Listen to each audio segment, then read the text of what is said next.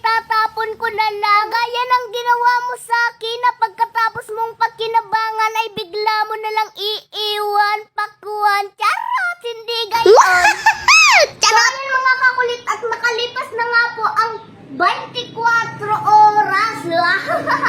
At kahapon ko pa nga po ito ginawa. Ngayon nga, dahil dun sa napanood ko, ay gumawa rin ako ng ganito. So, di ba mga kakulit, meron tayong mga nabibiling ice cream na mga kurting pakwan sa mga 7-Eleven. So, ngayon, dahil panahon naman ngayon ng tagpakwan, kaya naman ngayon, ay gumawa na lang ako ng aking sariling ice cream na pakwan na fresh. So, yan mga kakulit, oh, at talagang nagyayelo na siya. Ayan mga kakulit, ipapakita ko sa inyo kung gaano ba talaga siya katigas. Ayan mga kakulit, oh, paguntugin ko. Oh. Uy! So, ayan mga kakulit, at kung kayo nga ay merong pakwan sa inyong rep, ay subukan nyo na rin na gumawa ng ganito kung kayo ay mahilig sa ice cream. Dahil sa lahat ng ice cream ay ito yung pinakamasarap at ito pa yung pinakamasustansya. Ayan mga kakulit, at ngayon ay susubukan ko ng kumagat ng watermelon ice cream. Tama ba? Oh, kakagat na ako.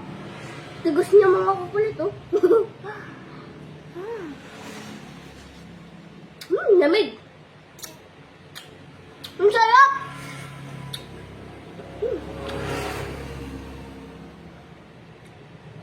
Kakamit ako.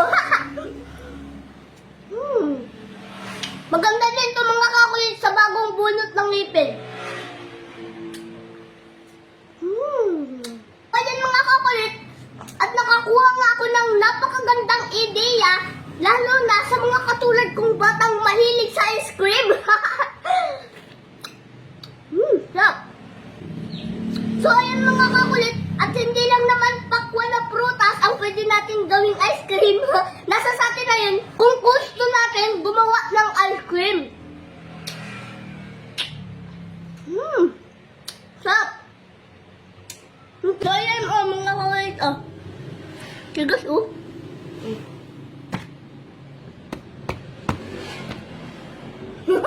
Sobrang napakasarap mga kakulit. Pagin pa sa lahat, matamis yung pakwan, kaya napakatamis din ang ice cream na to. Paborito ko itong mga kakulit, kaya ito na lang ginawa ko ng ice cream.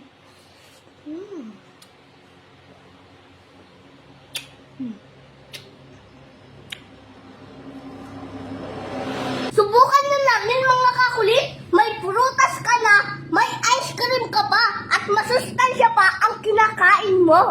Yan naman, happy style, happy life, kaya good idea.